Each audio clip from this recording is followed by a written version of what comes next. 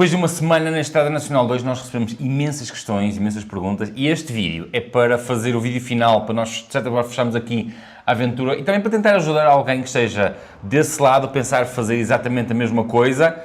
O que é que correu bem, o que é que correu mal, o que é que podemos melhorar, o que é que voltamos a repetir, o que é que não voltamos a repetir, sei lá, fazemos aqui uma miscelânea, uma conversa para nós tirarmos essas, embora já tenhamos conversado muito, mas para nós tirarmos essas dúvidas e, sobretudo, podemos ajudar quem quer que esteja daquele lado, que é muita gente. Vamos fazer um pequeno resumo daquilo que foi toda a logística envolvida, as dificuldades que encontramos na parte da preparação e as dificuldades que depois encontramos, ou seja, quando nós estávamos perante a situação. Portanto, este vídeo serve para responder a todas as dúvidas que nos foram colocadas acerca da nossa aventura pela Nacional 2.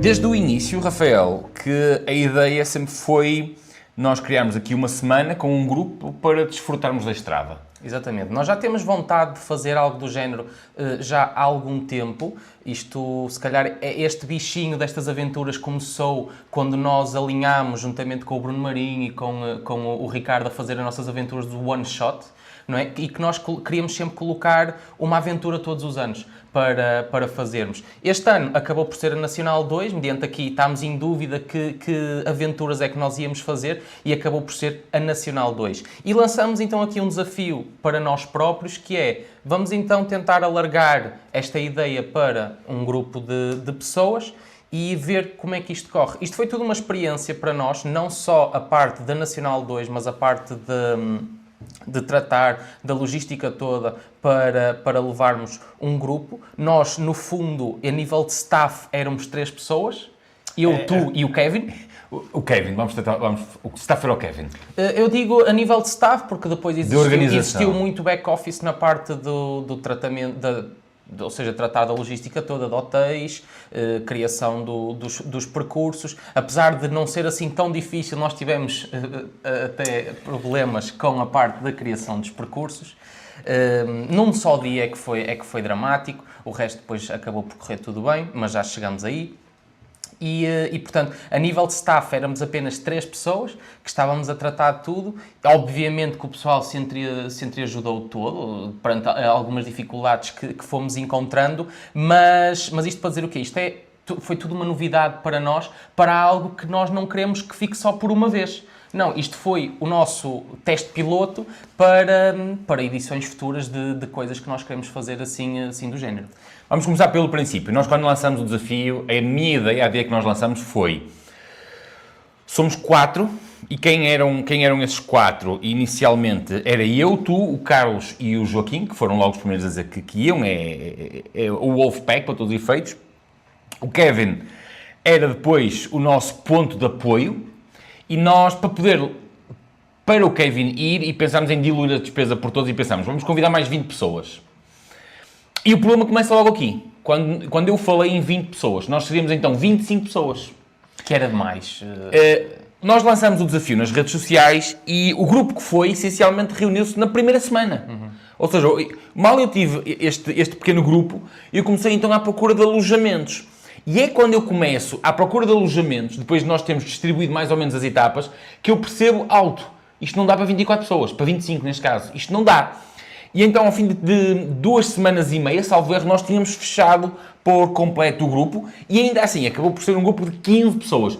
Menos 10 do que aquelas que estavam inicialmente programadas. A verdade é que nós também, quando anunciámos isto, também já foi um bocadinho em cima, o que também, se calhar para muita gente, acabou por ser difícil de, se calhar, agilizar a vida, porque já tinha férias marcadas, nós marcámos isto para setembro, é assim uma altura sempre complicada de se tratar em cima do joelho. Mas pronto, nós temos o grupo das 15 pessoas marcadas e depois o primeiro grande desafio, e foi isso que depois também nos limitou a uma questão que nos colocaram acerca do porquê da divisão de algumas etapas que nós fizemos, foi precisamente por causa do número de pessoas que nós éramos. Vamos aqui à divisão das etapas e voltamos já à questão do alojamento. Ora bem, a divisão das etapas nós pensamos Chaves, Castro Daire, Castro Daire, Góis, que não foi possível ficar em Góis por causa da falta de alojamento. Então, ficámos em Arganil. E depois fizemos Arganil, Ponte Sor, Ferreira do Alentejo, Faro. Rafael, vamos só falar na questão da distribuição, ou seja, quilómetros versus acumulado. Como é que tu achas que isto correu? Eu acho que não dá para inventar muito mais do que aquilo que foi feito. Houve depois pessoas que se voluntariaram a enviar outro tipo de divisões, porque vocês podem fazer a divisão que vocês quiserem. Nós fizemos isto em 5 dias, nós tivemos pessoas que nos enviaram divisão para 3 dias, para 6 dias. Eu acredito que 5 dias é uma métrica ideal para vocês usufruírem da bicicleta com aquele grau de dificuldade e conseguirem também usufruir dos sítios onde vocês vão pernoitar. O que é que acontece aqui? Eu não sei se vocês alguma vez pesquisaram ou tentaram perceber como é que é a Nacional 2. A Nacional 2 não é fácil, que foi algo que também me surpreendeu muito. A Nacional 2 é muito dura, ok? O acumulado a nível de subidas está, efetivamente, muito mais concentrado aqui na Zona Norte, mas depois, quando nós passamos para baixo, a dureza é outra. A partir de Abrantes, vocês não se iludam com o Alentejo, porque o Alentejo não é de todo fácil. De todo. Muitas dúvidas se colocaram até dentro do nosso grupo. Que se coloquem dúvidas de fora é normal e nós também estamos a fazer este vídeo para responder a isso. Eu posso-vos dizer, o primeiro dia nós tínhamos 140 km com 2.400 de acumulado e o segundo dia nós tínhamos 120 km com 1.000 e pouco de acumulado. 1.800. E depois o terceiro dia nós tínhamos 74. 170, nunca passámos dos 170 km. Mas era 170? Mas outra vez com 2.000 e tal de acumulado. E colocaram-nos a questão de porque não estender mais o segundo dia para diluir um bocadinho mais a dureza. O que é que acontece? A ligação do segundo dia, nós ficamos em Arganil, e porque Arganil? Arganil é bem afastado da Nacional 2, mas a verdade é que nós não encontramos alojamento para 15 pessoas. Era muito difícil, Góis não tem, as terras mais próximas também não tinham. O único sítio onde nós conseguimos ficar foi em Arganil e afastámos-nos bastante da Estrada Nacional 2. E podem perguntar, mas porquê não estender? Porque esse bocado, a zona de Góis ali, ia ter já bastante dureza. Ia ser dureza que nós iríamos apanhar no final de um dia já com 100 e muitos quilómetros nas pernas. Podia ser feito? Podia, mas honestamente eu acho que foi mais benéfico nós fazermos um segundo dia mais fácil e o terceiro dia termos logo bastante dificuldade logo no início do dia, que foi logo o que aconteceu. Que nós arrancámos de Arganil, entramos na Nacional 2 e tínhamos logo uma subida bastante grande para fazer. Mas eu acho que acabou por ser mais benéfico fazermos isso no início de um dia do que no final do outro. Até porque este segundo dia que nós inicialmente, ou seja, quando tínhamos as coisas no papel, nós olhávamos e dizíamos 120 km se calhar é muito pouco. Vamos ficar muito frescos, muito descansados. E este segundo dia acabou por se mostrar uma etapa muito, muito dura. Exatamente. A dureza propriamente dita, aquela que vocês olham para um gráfico e sabem que vai ser duro, está tudo concentrado aqui no norte. Subidas longas, bastante duras e... muita inclinação. Não digo muita inclinação, mas são bastante longas e a dureza está no percurso mesmo, está mesmo no percurso. Depois, à medida que vocês vão passando do centro para o sul do país, a dureza está lá, mas de uma forma diferente, não está no gráfico. Essa dureza está no sítio mesmo, está no terreno. Vocês só percebem quando estão no terreno. E já chegamos a essas etapas. E isto só para explicar o porquê de nós termos feito este tipo de divisão. Uma vez mais digo, nós fizemos isto para 5 dias.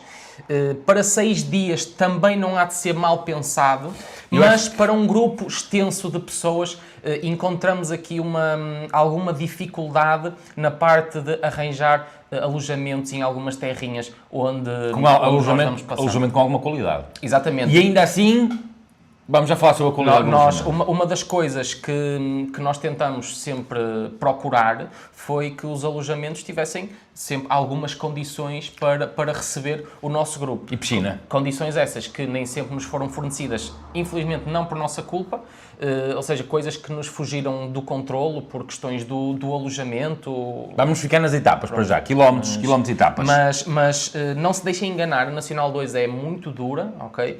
E eu acho, ainda assim, claro que dá para fazer algumas alterações, algumas limagens, que vão ser feitas numa próxima edição, porque eu posso-vos dizer que nós não iremos parar outra vez a Arganil, de certeza absoluta.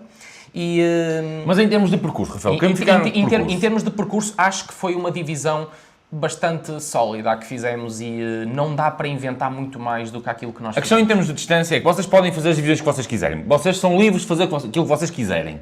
Nós, naquilo que fizemos, por sorte ou por... foi perfeito. A maneira como foi dividido foi perfeito.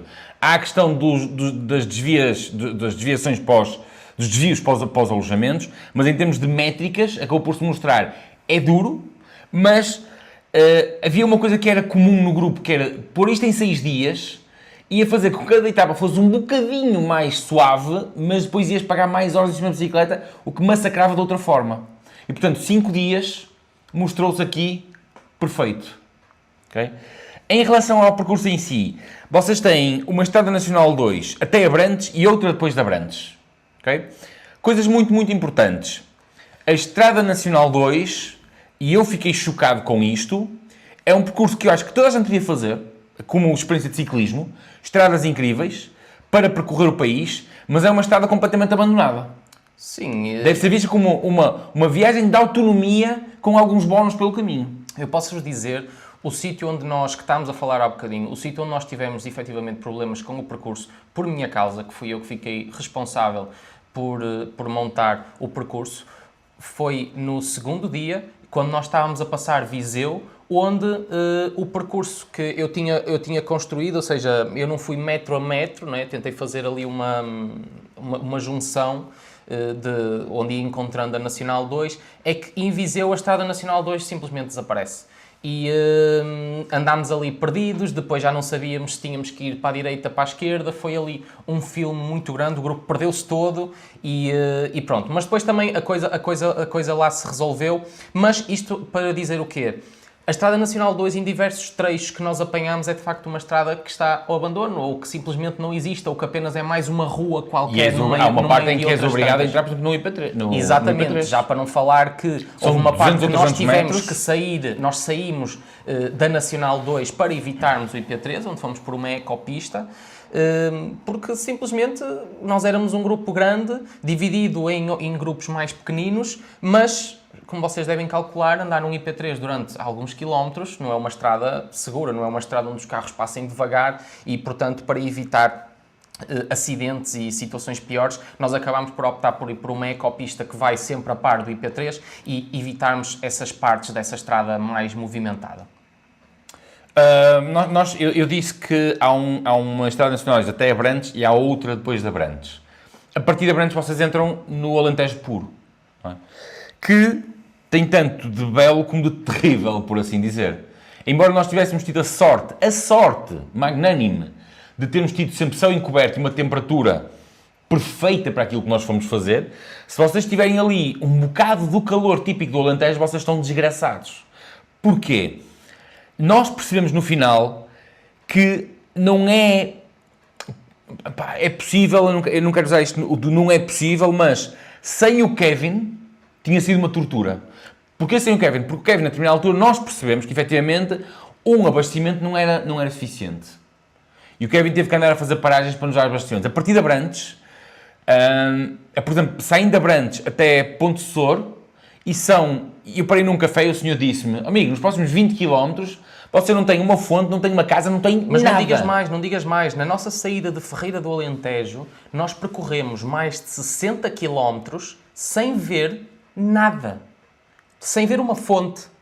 Eu já não falo de estabelecimentos, mas nós não vimos nada. Foram 60 km de estrada, em linha reta, sempre naquele sobe e desce constante, onde vocês só veem planície de um lado, planície do outro. Não vimos absolutamente nada.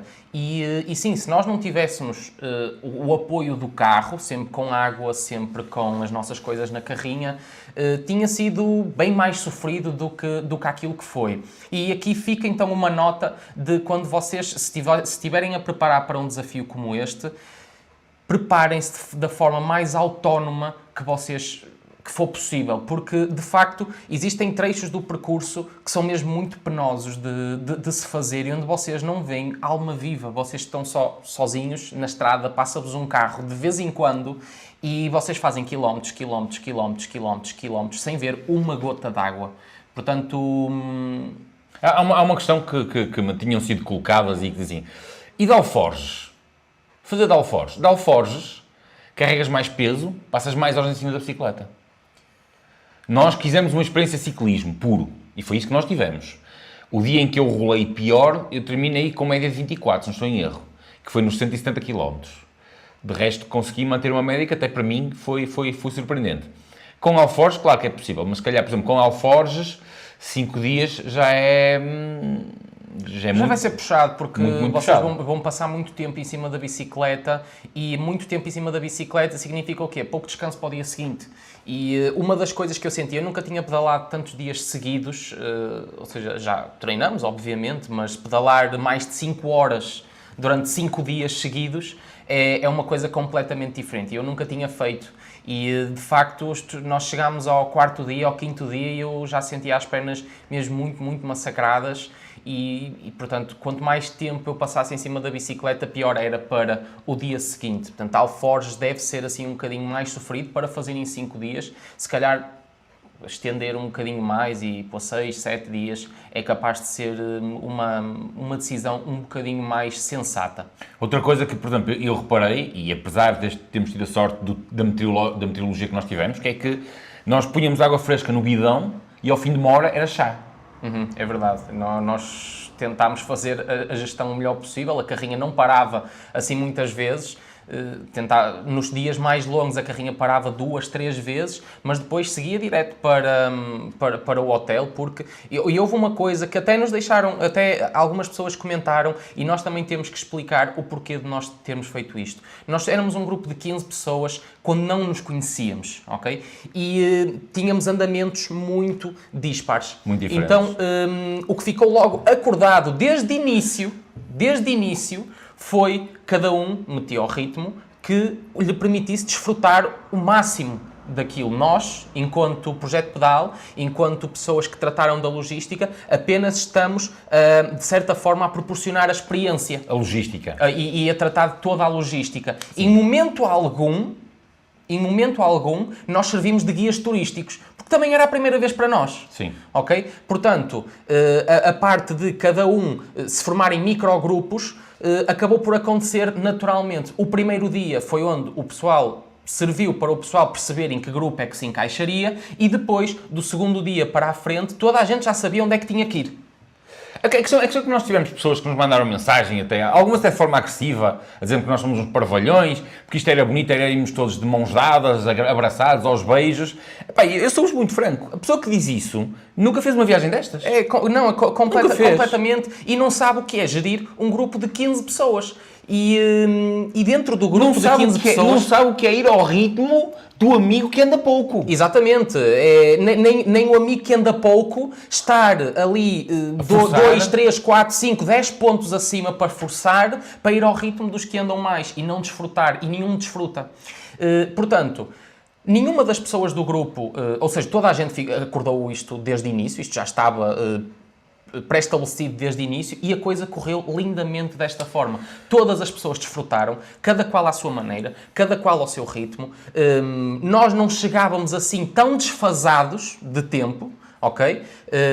Mas depois nós juntávamos no final no hotel, fazíamos as nossas coisas, a nossa borga, íamos jantar sempre todos juntos, arrancávamos sempre todos juntos, e depois sim, ao longo da etapa, cada grupo ia para o sítio onde se sentia mais confortável, e a coisa correu lindamente desta forma, e de certeza absoluta que numa edição futura isto será desta forma, porque ponto número 1, nós não somos guias turísticos, nós queremos viver a aventura tanto como as pessoas que vão connosco. Nós apenas somos uns facilitadores de logística, chamemos assim. E acreditem que é muito melhor, acho que correu muito melhor a coisa ter sido feita desta forma. Sabes uma coisa que eu achei engraçado? Foi na sexta-feira, eu acho que foi o Ricardo que disse isto, ele ter dito, começamos na segunda-feira como desconhecidos, terminamos na sexta-feira como amigos, porque partilhamos os quilómetros, chegamos ao final e contarmos as dores à mesa e depois partilharmos quarto, foi parte fundamental da aventura. E partilhando o quarto, vou passar aqui para outra parte que é muito importante, que é a parte da hotelaria. Nós passamos 6 noites fora de casa, foram 6 noites, Encontramos no domingo, viemos embora no sábado. E aqui houve partes boas e houve, a maior parte delas, partes más e muito más. Okay? Vamos começar logo por Chaves. Logo em Chaves começou ali um problema, porque quando eu liguei a um amigo meu que é natural de Chaves e lhe pedi para me arranjar um bom restaurante para nós jantarmos no domingo à noite, ele disse: a primeira quinzena de setembro, Chaves encerra praticamente todo. Porque teve um agosto muito forte e as pessoas tiram férias nos primeiros 15 dias de setembro. E, efetivamente, chegámos lá e percebemos que isso aconteceu. O alojamento onde nós ficamos era limpinho, era muito asseado, mas nada de habituado a trabalhar com grupos. Nada. Isso percebeu-se logo ali. Depois tivemos uma situação insólita ao jantar. Queres contar? Eu acho que essas partes são depois coisas que acontecem no próprio sítio. Não é nada de grave. O alojamento de Chaves cumpriu perfeitamente ou seja, aquilo para o qual nós estávamos à espera. Era um dia onde nós apenas queríamos dormir para depois arrancar no dia seguinte. Não nos preocupámos, ou seja, não nos preocupámos no sentido em que não nos preocupámos se tinha piscina, não olhámos para essas coisas. Era apenas um sítio onde, para nós chegarmos no domingo, dormirmos e arrancarmos no dia seguinte. Acho que foi um sítio que cumpriu exatamente com as expectativas que teríamos, cumpriu para o propósito que nós precisávamos e de certeza absoluta que é um sítio que eu até posso recomendar para grupos mais pequenos, para pessoas que façam isto a 2, a 3, a 4, porque é um sítio que vai cumprir com aquilo que vocês precisam nesse aspecto, completamente de fazer. E, efetivamente, depois, a primeira grande situação aconteceu em Arganil, onde nós fomos recebidos mal e porcamente logo desde o início. Em Arganil foi chocante. Foi chocante mesmo, ao ponto de eu sentir vergonha, eu sentir uma vergonha alheia por algo que não era do nosso controle, sei lá, eu não vos consigo descrever a maneira como nós fomos recebidos pela senhora que nos recebeu. Deixem-me só fazer aqui eu fiz um e-mail onde mandei o mesmo e-mail para todos os alojamentos e o e-mail continha informações básicas, que era o fundamental, a dizer: somos um grupo de 15 pessoas que vamos estar a fazer o percurso X. Precisamos de alojamento na terra, nas vossas instalações entre X e Y, ou seja, eu só mudava o check-in e o check-out nos alojamentos e depois tinha lá a informação toda. Somos ciclistas, precisamos de lugar para guardar as bicicletas, se não tiverem lugar, guardamos as bicicletas no quarto e isto serviu, fixem isto, o mesmo e-mail para todo sítio. Chegámos a Arganil. Primeiro, somos mal atendidos logo à porta. Logo. Uma atitude indescritível que eu nem vos consigo... Pá, sei lá, umas trombas logo, um arroz de trombas logo, sem bom dia, sem boa tarde, sem nada, arroz de trombas logo, à partida. E depois vários pontos que não foram cumpridos, a piscina não estava operacional. Claro que isso não está no controle da pessoa, porque a piscina, a bomba da piscina tinha avariado, é o que é, podia acontecer a qualquer altura, também não era por aí. Mas depois um erro da pessoa que tratou ou seja, da pessoa responsável lá do hotel, um erro na contagem dos quartos, não íamos tendo sítio para as pessoas dormir, cobrou-nos por um erro que não fomos nós que o cometemos, cobrou-nos mesmo porque não fomos nós que o cometemos. Pá, foi assim um filme, ficou histérica a mulher por... Não nos deixou guardar as bicicletas. Exatamente. Nós tivemos que tirar os bancos da carrinha felizmente a carrinha tira os bancos todos, não é? Para guardar as bicicletas dentro da carrinha para termos onde guardar as bicicletas. Exatamente. Foi assim uma primeira situação desagradável que não está no nosso controlo esta parte. Nós isto podia ter acontecido num hotel 5 estrelas e chegámos lá e éramos mal atendidos e as descrições e as fotos podiam ser as mais bonitas que vocês quisessem, porque até era um sítio bem agradável, mas depois a parte do atendimento correu mal e porcamente, mas esta parte infelizmente não está no nosso controle e claro que toda a gente do grupo percebeu que isto fugiu do nosso controle, nós não conseguimos controlar a reação nem a atitude de terceiros. Mas espera aí, nós saltamos Ponte Sor. Não foi Ponte Sor, nós saltamos Castro Daire. Em Castro Daire correu muito bem. Gostei muito de Castro Daire. Castro Daire eu vou ter que dar aqui a referência. Aquilo é Astúrias and Spa. Qualquer coisa Astúrias and Spa. O hotel era incrível. A simpatia do pessoal absolutamente excepcional. O restaurante é maravilhoso. É aquilo que vocês podem ir ver, porque nós tivemos a piscina, aquilo era um spa, o pessoal todo a curtir, todo a desfrutar. Tínhamos um sítio só para nós guardarmos as bicicletas, Exatamente. com chave que nos foi entregue a nós, quartos gigantes. Fica muito pertinho da Nacional 2. Vocês Sim. não saem quase nada da Nacional 2. Aliás, só mesmo o alojamento em Arganil é que saiu mesmo fora da estrada. Porque o resto, estamos a falar, ou é mesmo à beirinha, ou estamos a falar coisa num raio de 5 km. Eu acho que já era uma forma de nos dizer para não pararmos lá. É possível, mas Arganil cortou de certeza absoluta, portanto, é de facto uma das etapas onde nós vamos ter que estudar uma alternativa para nós podermos pernoitar, mas de facto Arganil, que também não tem muitas alternativas, aquela cortou sem dúvida alguma. Depois fomos de Arganil a Ponte Sor. Okay. Foi mais uma boa experiência. Foi uma boa experiência, um hotel mesmo no centro da cidade, Ponte Sor, um hotel muito simpático. O pessoal comigo foi todo 5 estrelas. Aliás, também tínhamos sítio para guardar as bicicletas. Sim. Que não tinha piscina, mas era um hotel bastante porreirinho. Era. O pessoal foi 5 estrelas. Eu cheguei lá mais morto que vivo.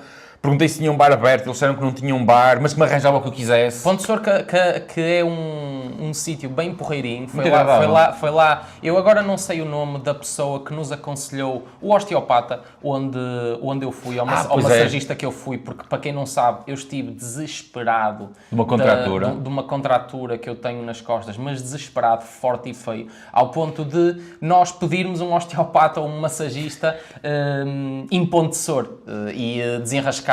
Eu agora não me lembro do nome dele, mas foi 5 estrelas, tratou-me super bem.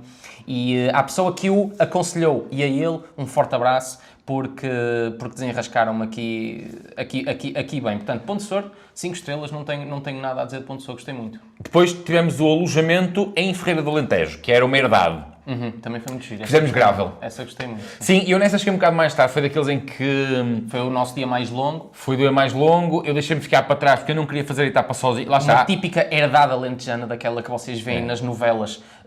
Acabei por não filmar na piscina porque eu tive a editar o vídeo e tive vários problemas com o vídeo e acabei por nem sequer desfrutar da piscina por causa disso. E sabes que essa herdade... Essa herdade, aconteceu uma coisa lá que eu achei soberbo, que é, os quartos, sou-te muito franco, não eram nada especial. Não eram nada especial, mas o acolhimento, a zona da piscina, para quem quer desfrutar disto, achei que teve top.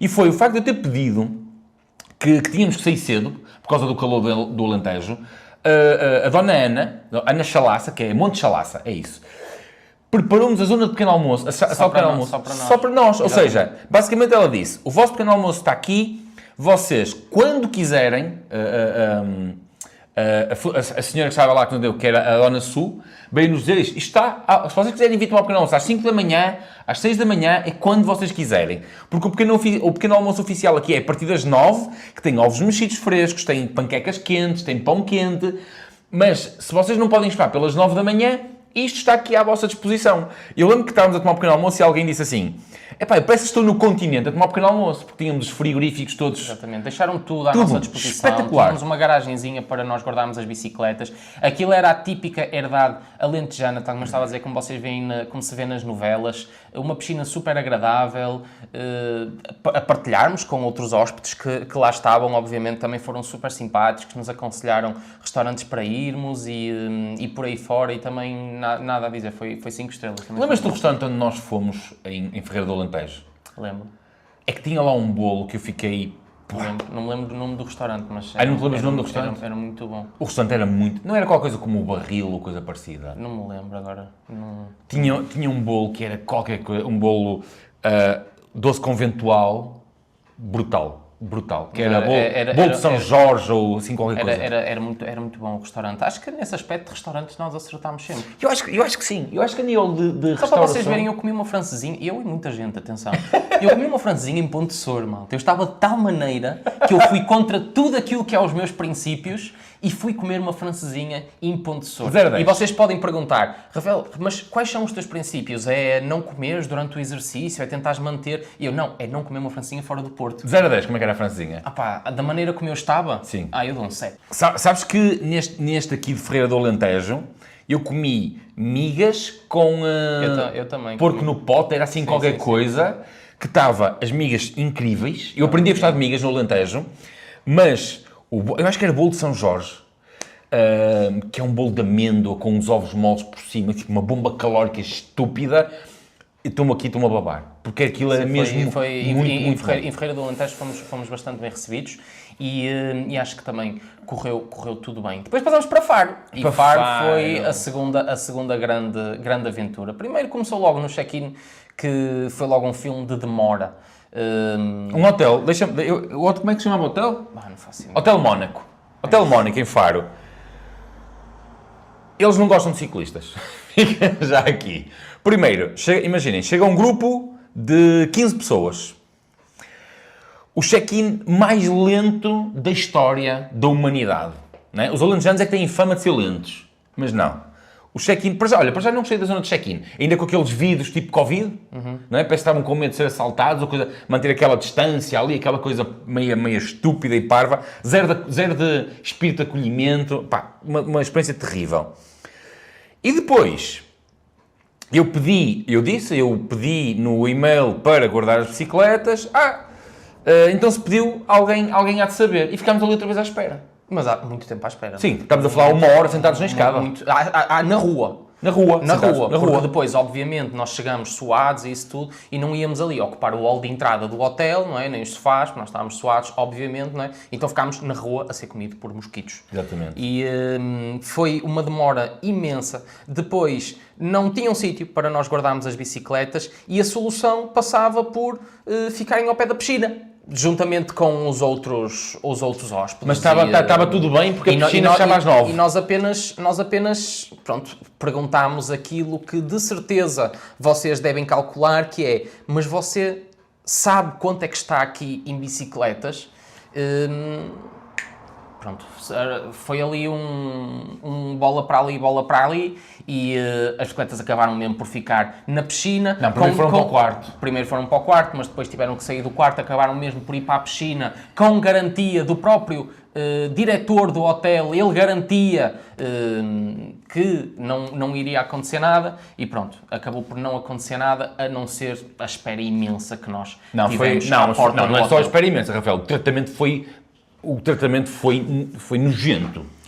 O tratamento que nos deram foi nojento. Foi pronto, assim, para um último dia, podia ter corrido melhor, porque o hotel era um bom hotel, com piscina, com bar, tinha tudo para ser um bom hotel, mas depois também a parte do tratamento, ou seja, novamente, algo que foge ao nosso controlo, não correu assim tão bem. Que é esse problema, tu escolhes os hotéis, vais a um booking, vais a uma coisa qualquer e escolhes os hotéis pelas fotografias, pelas instalações. É um hotel 4 estrelas, tem piscina, tem bar, tem bom aspecto, parece que está tudo bem, mas lá não vem descrito a forma de acolhimento. Lá está, são partes que fogem ao nosso controle e vão fugir sempre. Por muitas edições que nós façamos a Nacional 2, depois vamos a Santiago, depois fazemos isto, fazemos 30 por uma linha, nós nunca vamos, nem nós nem ninguém, nunca vamos conseguir controlar a parte do acolhimento, a simpatia, a educação, nunca vamos conseguir controlar essa parte. O que é que nós podemos fazer? Vamos acumulando experiências, sítios onde nós fomos bem recebidos, de certeza absoluta que serão referências para uma próxima vez, e sítios onde nós fomos mal atendidos e até pode ter sido uma vez sem exemplo. Vocês podem me dizer, mas é que eu já fiquei em sítio X e aquilo foi 5 estrelas, foi impecável. Malta, connosco não correu bem, e pronto, foi vez para não se voltar a repetir e vamos arranjar, obviamente, uma alternativa para esses alojamentos. Mas eu diria que, numa forma global, a parte dos alojamentos, tirando estas duas experiências muito menos positivas, eu acho que as positivas acabam por cobrir as negativas. Ou seja, porque foram... 6 alojamentos, não é? Isto dividido por 100%. Isto dá coisa? Nem sequer percebi o que tu acabaste de Eu dizer. ia falar em percentagens, Rafael. Eu ia dizer 60% correu bem. Era assim qualquer coisa que eu ia dizer. Pronto, de 6, Arganil. 2 correram mal, 4 correram... Arganil, nem pensar voltar lá. ponto final. E Faro, aquele escolher outro Faro... hotel. Também em Faro não faltam sítios para irmos. A parte de Arganil, pronto, é algo que se tem que estudar, a parte da divisão das etapas. Quanto mais não seja, se calhar meter um bocadinho mais de dureza e ficar numa terrinha mais à frente, como Pedrógão, como, não sei, alguma coisa assim do género. E estudar alternativas numa próxima edição. Mas a nível de alojamentos foi esta a história que nós temos para contar. A nível de percurso, foi aquilo que nós já falámos. Existem 2 percursos da Nacional 2, um até Abrantes e depois de Abrantes para a frente. Até Abrantes, a dureza está no percurso, está no gráfico, não vos mente o gráfico, ok, está lá. De Abrantes para a frente, aí vocês vão à descoberta e vocês são capazes de meter 1000 de acumulado sem perceberem onde é que eles estavam. Mas eles estão e vocês ficam com eles nas pernas muito facilmente. Quanto a futuras edições, achas que há viabilidade de agora começarmos a levar pessoal a fazer isto, a viver esta experiência? Acho que sim. Acho que tudo depende depois também na adesão que isto possa ter para uma segunda edição, mas acho que sim. Acho que levamos a experiência desta primeira vez para conseguirmos tornar a experiência ainda melhor e levar um segundo grupo a ter esta experiência connosco. Portanto, fiquem atentos se vocês querem fazer isto connosco, agora com esta experiência que nós reunimos. Fiquem atentos porque entre dezembro e janeiro devemos lançar o calendário do Projeto Pedal. Há uma coisa que nós queremos fazer, que é fazer Porto Santiago Finisterra em Exatamente. 3 dias. Ou seja, estejam só atentos, não para esta edição da Nacional 2, e esta é única e exclusivamente para ciclismo de estrada. Exatamente. Ok? Mas vamos às nossas raízes, àquilo que nos apaixona tanto, que são as nossas gordinhas, e vamos também fazer uma edição onde vamos fazer 3 dias, Porto, Santiago, Finisterra, edição BTT, digamos Até porque assim. a nossa edição Santiago Finisterra foi muito especial. Foi muito especial, ou seja, também vai ser a primeira vez a irmos de Santiago a Finisterre. Porque nós É verdade. Não fomos. Apesar de termos lá estado, apesar de termos lá estado, nunca fizemos de bicicleta e, portanto, será algo também que vai acontecer em 2026. Mas, desde já, deixem já a vossa opinião aí nos comentários sobre estas 2 edições que nós vamos lançar, se gostavam de participar, em qual delas gostavam de participar, ou nas 2, e deixem-nos aí os vossos comentários. Apontem, Estrada Nacional 2 a voltar a acontecer, está também em setembro, certo? Uhum. Começar a fixar aqui a data. É uma data que, em termos de agenda, cai bem e em termos de meteorologia também não cai mal. Uhum. Nós, lá está, foi como nós falámos, nós apanhámos um tempo bem ameno. Pode correr bem, pode correr mal, porque o verão pode se estender até um bocadinho mais setembro e apanharmos dias mais quentes, mas vamos esperar que seja sempre como nós apanhámos este ano, que foi simplesmente espetacular.